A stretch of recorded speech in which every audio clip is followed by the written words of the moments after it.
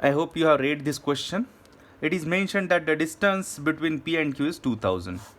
तो ये point P और पॉइंट Q है, इनके बीच में आपको डिस्टेंस बताया गया है 2000 किलोमीटर है. The speeds of A and B are 25 and 32. एक पर्सन यहाँ से आ रहा है, उसका स्पीड है 25. एक पर्सन यहाँ से आ रहा है, उसका स्पीड है 32. They meet at point R. यहाँ पे कहीं तो आर नाम के पॉइंट पे उनकी मीटिंग हुई होगी पी और क्यू के बीच में. They meet at R and immediately return to their respective starting positions after exchanging their speeds. ये एक दूसरे की तरफ आ रहे हैं, ये 25 से आ रहा है, ये 32 से आ रहा है, और उनके बीच में डिस्टेंस दिया था 2000 किलोमीटर का. अब देखोगे तो पहले तो ये पता कर लेते कि उनको मीटिंग के लिए कितना टाइम लगेगा. उनके बीच का डिस्टेंस था 2000, और इधर से एक पर्सन 25 से आ रहा था, इधर से एक पर्सन 32 से आ रहा था. तो 25 प्लस इधर से हर आर में 25 कम होगा, इधर से हर आर में 32 कम होगा, मतलब उनके बीच का डिस्टेंस हर आर में 57 किलोमीटर से कम होगा, और उनके बीच में डिस्टेंस 2000 था. तो ये डिस्टेंस 2000 का डिस्टेंस 57 की रिलेटिव स्पीड से ख़त्म होने के लिए 2000/57 इतना टाइम लगेगा. अब ये सॉल्व नहीं हो रहा है, मतलब ये नॉन टर्मिनेटिंग आने वाला है, so I am not going to solve it. I will keep it as it is. बाद में शायद वो कैंसिल वगैरह हो, क्योंकि ऑप्शंस तो सिंपल दिख रहे हैं. बाद में बोला है उन्होंने, after exchanging their speeds if the distance between P and Q is then the difference in times taken by A and B to reach their respective positions. ये पूछा है. मीटिंग के बाद क्या हुआ? मीटिंग के बाद immediately return to the respective starting positions but after exchanging their speeds. अब आर पॉइंट की बात करेंगे तो पी जो है वो यहाँ से निकला था 25 से, और आर को पहुंचने में इतना टाइम लग गया मीटिंग पॉइंट तक. तो ये जो पी से आर तक का डिस्टेंस है वो होगा 2000/57. इतने टाइम तक 25 की स्पीड से ट्रैवल किया था. तो distance is time into speed, मतलब ये वैल्यू इतना डिस्टेंस होगा 2000 इंटू 25/57. सिमिलरली इधर का डिस्टेंस आएगा 2000 इंटू 32/57.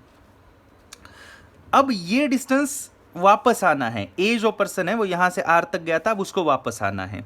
तो कितना टाइम लगेगा देखते हैं. टाइम का फॉर्मूला होता है डिस्टेंस बाय स्पीड. उसे इतना डिस्टेंस वापस आना है. कितना? 2000 इंटू 25/57. और ये डिस्टेंस किस स्पीड से वापस आना है? तो वापस आते वक्त they are interchanging their speeds. So अब ए का स्पीड 25 नहीं है, अब ए का स्पीड है 32. तो he is going to come back with this speed of 32. So this is the distance, this is the speed. So time that A will take to return to the original positions will be 2000 into 25/57 into 32. And similarly the time that B will take for his distance will be 2000 into 32/57. This is his distance, and his speed while returning is the one that he took from A, that is 25. And they are asking you the difference between these two numbers. ये दोनों numbers के बीच का difference आपको पूछा है. अब आप ध्यान से देखोगे तो 2000/57 इतना हिस्सा तो दोनों में है. बाकी आप देखोगे तो this is 25/32 minus 32/25, which is 25 into 25 minus 32 into 32. Different time का डिफरेंस पूछा है. डिफरेंस कभी भी निगेटिव नहीं होता, तो इसलिए पॉजिटिव ही ले लीजिए. मतलब take this is higher time obviously, so this minus this ऐसे करना है एक्चुअली आपको. ठीक है, तो यहाँ लिखता हूँ मैं.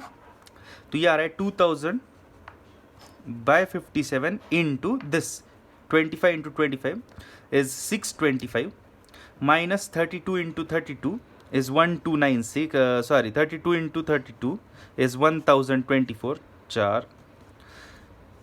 1024. So this is 1024 minus 625 upon 32 into 25. ठीक है.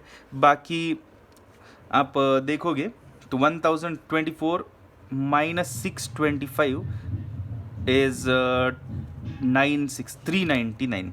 सो 399 आप ये कैलकुलेटर पे कर सकते हो. 2000/57 इंटू 399/32 इंटू 25. 57 7 टाइम है 399। 25 का देखोगे तो ये आ रहा है 80 टाइम। सो 80 8 से कैंसिल करोगे तो दिस इज 10, दिस इज या 16 से कैंसिल करोगे तो this is 5, this is 2। 5 into 7 35/2 मतलब 17.5 hours. 17.5 hours will be answer.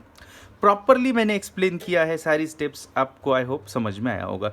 ये जो बड़े बड़े नंबर्स आ रहे थे वो आप कैलकुलेटर का एग्जाम है कैट, तो उसमें आप कॉल आउट कैलकुलेटर यूज़ करना, तो आप ये नंबर्स जो है वो वही के सॉल्व भी कर सकते हो। But ideally whenever it's non terminating and if it's not the answer, if it's just the intermediate step, then the suggestable thing is you should not solve it here, you should calculate it in the last step when you need to mark the answer.